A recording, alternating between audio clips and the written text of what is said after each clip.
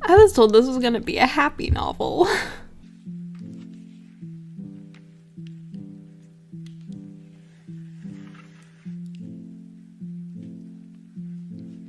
Hello and welcome back to the channel. Today's video is going to be all about book 7 of Heaven Official's Blessing. I don't even know where to start. I feel like so many of these novels have so much just jam-packed into it, and this is definitely one of them. After finishing book 6, right before this, I was told, oh, don't worry, like, it gets happy, everything's good. It felt like I was lied to. So to start off, we immediately go into arc 5, and we go back to the kiln. We're back in present day, and I was so ready to see some epic fight between White No Face and Chillpeach, and I didn't really get that. It took a different turn than I was expecting. Instead of having them fight and Chillpeach somehow through the power of perseverance or whatnot, it would have been, doesn't defeat him.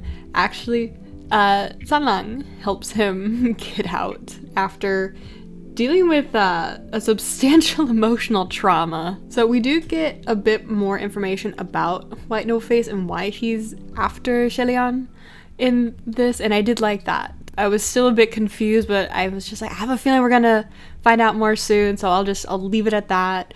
And then the giant divine statue breaks through, so I'm just like, well, we'll figure out the rest later. So when the giant statue comes out, I just have more questions. Like, it's explained that it's built with the rocks from the kiln, if I remember correctly, and I want to know, how did Hwatong build this thing? And build it so big, because it's way bigger than the kiln. Did he build it outside the kiln? Like, did he just like lurk in this place after? I have questions, but they're not very important questions. They're just me questions. And so as they're flying around, running around on this giant statue, we learn a bit more. Like, we learn a little bit more about the 3 mountain spirits, and I really do like how they've tied the mountain spirits to become more impactful characters later on in this one, because right in like this moment when I was reading it, I'm just like, I really don't care much. Like, I'm reading action, but like I want everyone to like come together and figure this out. And we do get that. We do get everyone reconvening, White No Face attacking them, and Junwoo descending. I was just like, okay, great, everyone's here, it's gonna get better now, right? And then White No Face disappears. All the nefarious spirits are distributed to different locations, and then everyone is once again separated to go fight their own little batch of spirits. And of course, Chillpeach and Sanlang are sent to the royal capital with the most spirits there. And then we get what I just grouped this entire section as like the little human array section in the book. And so we have so much happening. We have somehow Heaven's Eye and his group is back. I don't know how they keep running into each other. So after Heaven's Eye's group says, we're not helping you, he goes and finds a group of beggars near a shrine and actually finds the Windmaster. He's a bit battered. He's, not doing so great, but he's alive. And so now I can breathe. I've been through several books just waiting to hear if he was alive or not. So I was very, very happy whenever he showed back up again. Like that scene, I didn't care what else happened in this human array scene.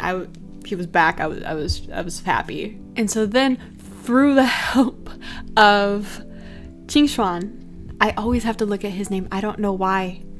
It's such a struggle. They finally get enough people to form the human array, and I do like that throughout the book they get like more and more people, and it gets stronger eventually to where even like the martial gods are helping. But when it first starts out and you get the reveal of the state preceptor of Shanli is back, I was kind of expecting him to show up again based on like the foreshadowing that Junwoo gave. Like, be wary of your state preceptor. and then him showing up, Shelian finding him, and then the state preceptor trying to strangle him. I was very shocked, and I'm just like, obviously this dude's crazy, he's bad, he's trying to hurt Shelian, and then only to find out it looked like he was actually going for the cursed shackle on his neck. So a lot of feelings were happening during these scenes. A lot of stuff was getting thrown at me, and I'm just like, okay, I gotta figure out the reasoning behind this. And it was fun though. I liked getting all the information, trying to piece it together now that I've gone through 6 of these books and my brain is kind of getting better at figuring out what's happening. This definitely feels like, in addition to just a great story, it's also like a brain trainer. And the last thing that I wrote down was the secondhand embarrassment that I got after 𝕬𝕣 takes the state preceptor back up to the heavens. Hwacheong and Shelian kind of kick out Qingxuan, and they're just like, leave, we gotta say goodbye. And then him coming back in during the kiss, the secondhand embarrassment, I felt I had to pause for a second. But that is such an appropriate dynamic for those 3. Oh my god. And so during all this, I thought that this was a lot being thrown like at the reader, and I was not prepared for what happens when they get back up to the heavens and start going through the interrogations. So we have Muqing trying to get 𝕬𝕣 to bring Jianlan forward so that he can kind of get free of these allegations that he has against him of killing her and her child. And then we have Crown Prince Taihua, who is trying to get Qirong to come forward because he is still trying to seek vengeance and revenge for Qirong, basically like heading the mission that killed his family. So we have those 2 yelling, and then we have Shelian, who is trying to get these answers from his state preceptor. So we have all 3 of like these gods kind of wanting their situation dealt with first. After some yelling, some fighting, the state preceptor eventually does come out, and that is when the biggest reveal in the entire book happens. And it's that 𝕬𝕣 is actually the person that we've been hearing about the entire time that the group has been in the Wuyang kingdom, and that is that 𝕬𝕣 is actually the crown prince of Wuyang, and he is connected to all these nefarious creatures like White No Face that has been torturing Shelian for 800 years. So of course such a reveal like that is going to be very impactful for the heavenly capital, and so much that all of the martial gods try to attack and detain 𝕬𝕣, and then the book shows why 𝕬𝕣 is the #1 martial god, and he ends up taking all of the martial gods and basically locking them into their palaces. So after everyone has been shoved into their palace and basically they're now a prisoner, Shelian is kind of seeming to give up, and so he's just like, I'm just going to take a bath and just kind of relax. And it seems like he's just kind of go with what comes at him.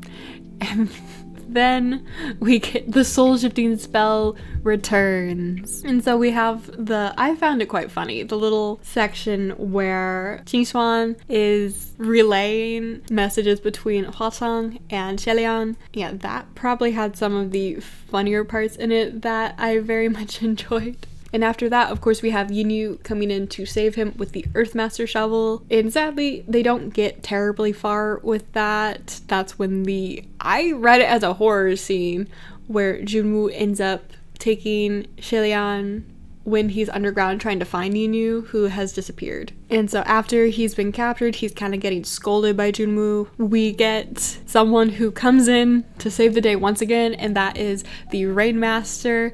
Every time I see her, I love her a bit more. And so of course she brings a special someone with her group of farmers, and that is Sanlang. And then we have Sanlang sneaking into Shelian's palace. And in this we have one of my favorite scenes, which is Hwacheong trying to play kind of hide and seek with 𝕬𝕣 That way he doesn't catch him, because Jungwoo still thinks that Hwachang is guarding the human array in the royal capital. And that's kind of the last fun part in this book, and then it gets more serious after Jungwoo takes Shelian to kind of look over his friends, as Jungwoo says, you have two options. I can either leave you here and you can suffer, or you can go destroy the human array in the royal capital and I will give you something. Luckily, none of them seem to take it, and then that leads to the fight with the heavenly capital itself.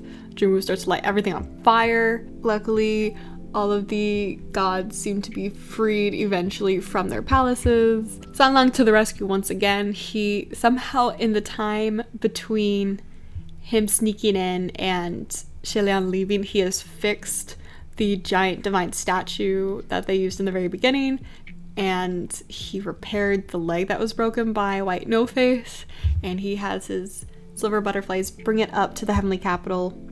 I guess the array has been broken by this point. That part kind of confused me, how you can just do that, and when did he have time to fix it? I have a lot of questions for that.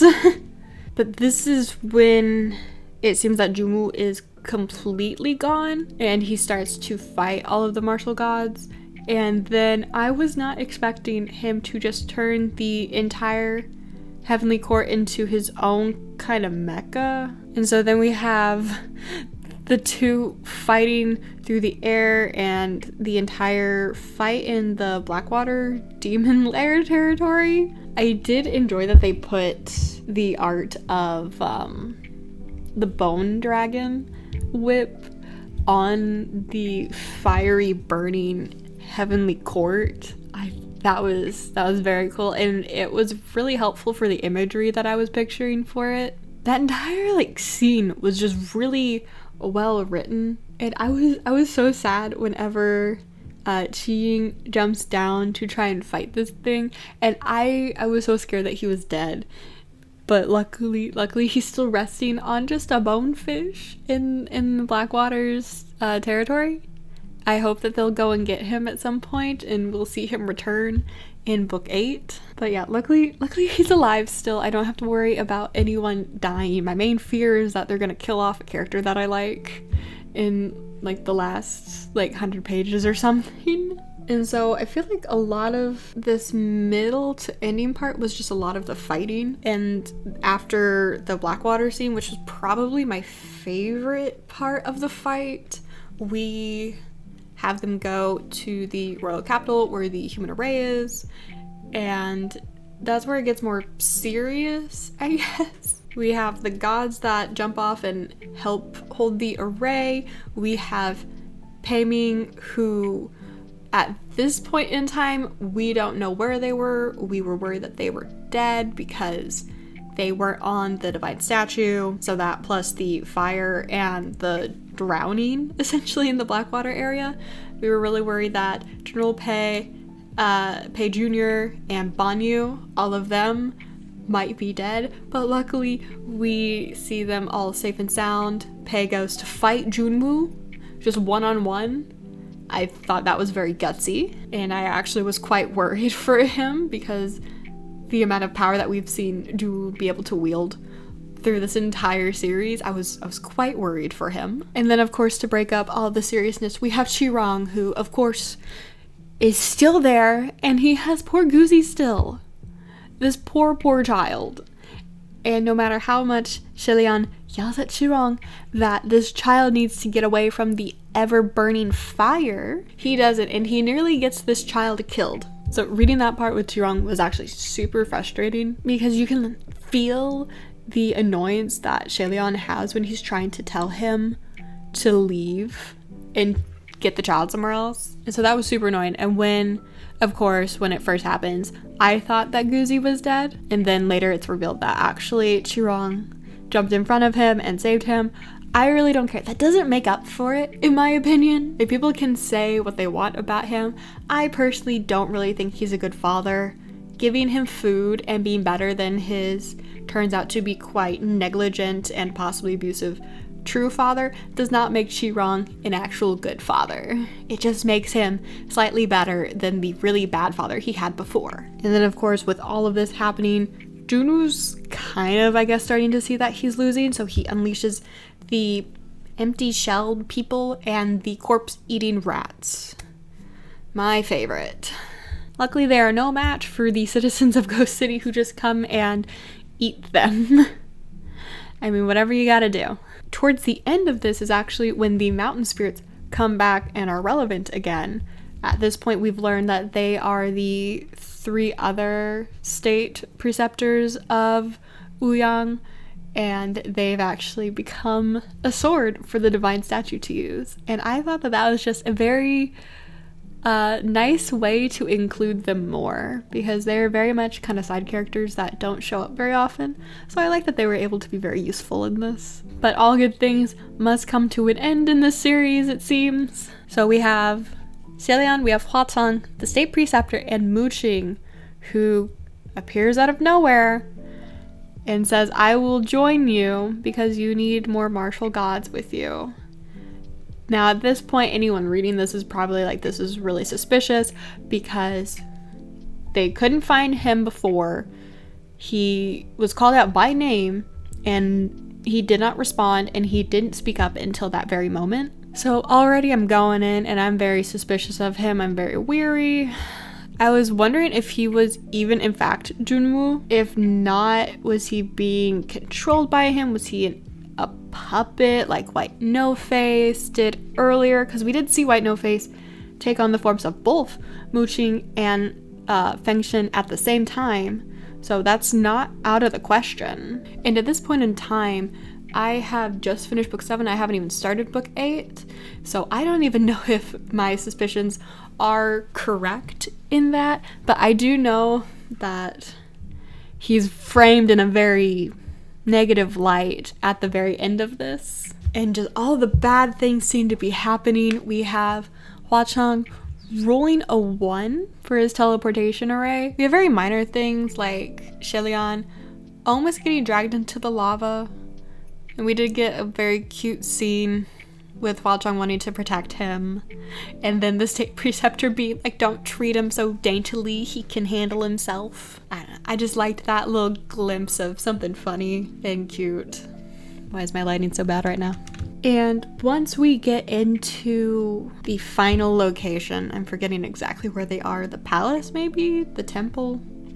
One of the two. Something very important to Junwoo. We get Xelian sensing danger, and we can always... Why is my lighting like this? Please pick one. We have Xelian who's sensing danger, and we know from past events that he's pretty spot on with that. So he pulls Hwacheong behind him, and that might have been a mistake because Muqing and Xelian are the only ones who end up in the final like path of hallways, and when he turns around to say something, he's gone. My question for this scene is, if Hwacheong would have remained in front of him, what would have happened? How would, I'm assuming, Muqing would have gotten rid of him? So this is even more suspicious in Muqing trying to get Xelian to continue on without Hwacheong, and he doesn't even care that the state preceptor isn't there, like this poor guy. But they eventually do continue, and they find Fengshen, who hasn't been seen since he ran off in search of Jianlan on the heavenly capital before all the fighting started. So we still don't know where she is, but we do know that Fengshen is alive, and that he immediately goes, who is that behind you? And when he finds out that it is Muqing, he basically is just like, stop him or something. What exactly does he say? Actually, now I need to know. Seize him quickly. Yeah. So obviously something is not right. I felt very nervous finishing this, and that was the final line. So now I'm very worried going into this, because obviously it's going to be the final fight between the martial gods and Junwoo and I now need to know what's going on with Mooching. Is it really him? Is he on Junwoo's side? Is he a puppet? Is he Junwoo himself who's disguising him? I have a lot of questions and I need them answered, and we're going into the 8th book, which is the last one.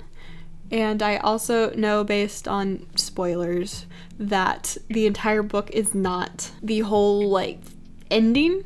I think it's about like half, and then the rest are bonus chapters that kind of tell like bits of what happens after the ending. So I'm kind of glad I knew that going in, but also that means that we have less pages to wrap up this whole fight. And so I'm very worried that, like I said, someone's going to die. I'm very worried that a character I like is going to die. That is my main fear when reading books like this. Now we need to find Hwa-chang and the state preceptor. We need to figure out where Junwoo is if he's not in the room already. Like, there's just a lot that happens. But I very much liked this one. This is one of my favorite novels in this series that I've read so far. I gave it easily 5 stars. We got a lot of tie-ins. We basically saw, I think for the most part, every character that has been introduced more or less throughout all 7 books in the series.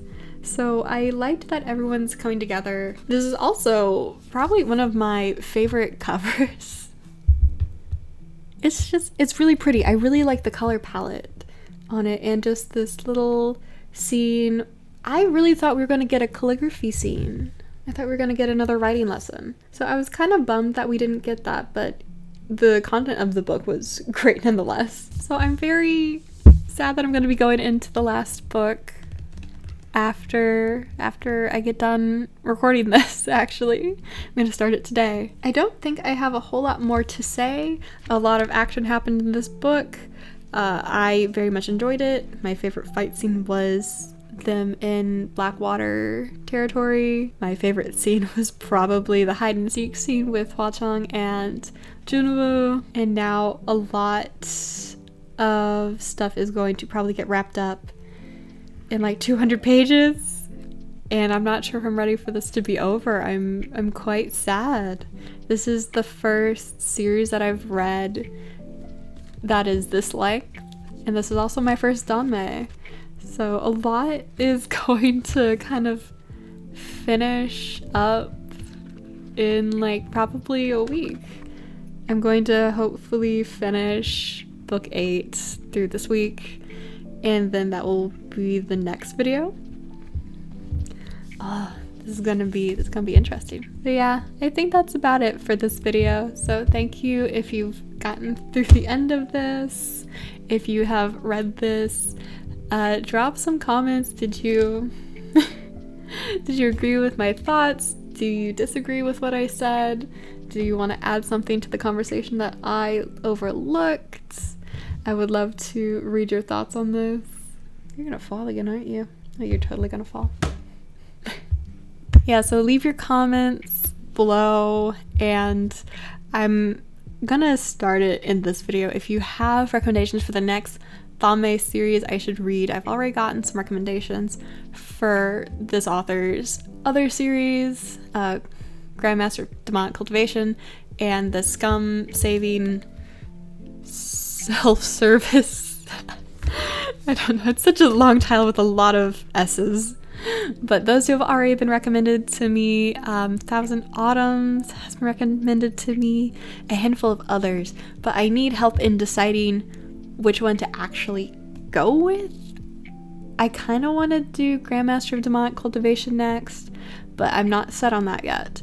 So if you want to drop some recommendations for the next one down below, and I'll also probably do the same in the next video when I review book 8. This guy just doesn't want to stand. And so that's probably about it for the video. Thank you if you've watched. I hope you got something out of it. And yeah, make sure to leave a comment. I love reading them. But yeah, have a good day. Bye.